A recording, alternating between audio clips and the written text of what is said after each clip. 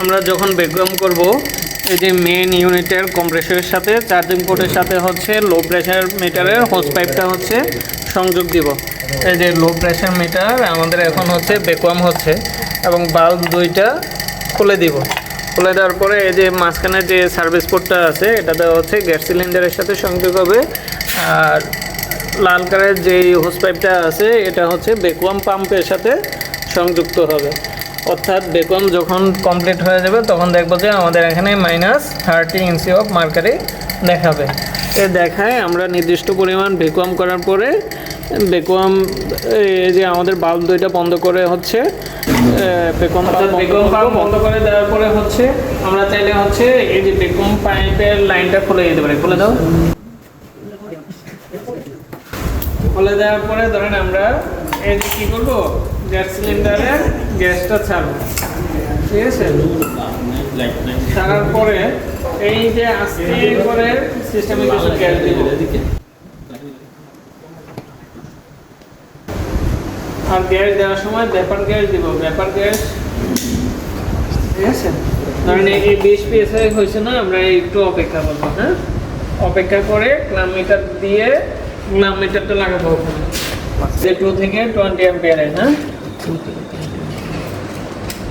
এই যে ক্লাম মিটারে সেট আপ করা হচ্ছে, পরে ইউনিটে কম্প্রেসর চালু করে দেবো।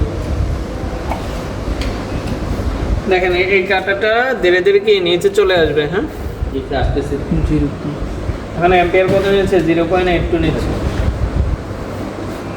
এই যে ফ্রিজ রানিং অবস্থায় যে প্রেশারটা দেখায় এটা হচ্ছে কি রানিং প্রেশার অথবা সাকশন প্রেশার অথবা হচ্ছে কি অপারেটিং প্রেশার। অর্থাৎ এই গ্যাসের প্রেশারটা এখন 30-এর উপরে আসে না, ভ্যাকুয়ামের সময় কত ছিল? 30 ছিল। হ্যাঁ, এখন উপরে আছে গ্যাস দেওয়ার ফলে। যে এখন ধরেন আমরা গ্যাস দিব কত? 600 নাম্বার গ্যাসের ক্ষেত্রে হচ্ছে গ্যাস প্রেশারের মান হচ্ছে 0 psi পর্যন্ত।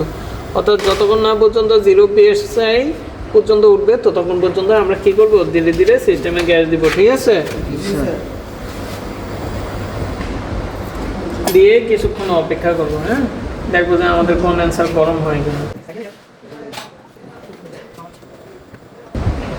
কনডেন্সার আস্তে আস্তে গরম হবে। এখন আমরা এই ইভাপোরেটরের ভিতরে গিয়ে দেখি আমাদের এখানে ঠান্ডা হওয়া শুরু হয়েছে। দেখছেন? জি স্যার, বরফ আসতেছে না? ধরে দেখেন একটু। জি স্যার, বোঝা যাচ্ছে?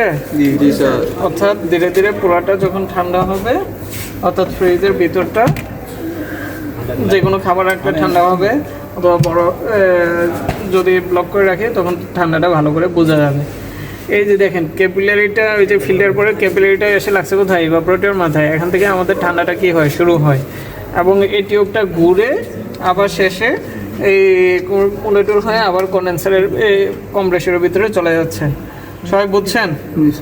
যে গ্যাস চার্জ পরিপূর্ণ হয়, আমার ঠান্ডা চলে আসবে, তারপরে ফিল্টার কুসুম গরম হবে, তারপরে হচ্ছে কি হবে? কনডেন্সার গরম হবে।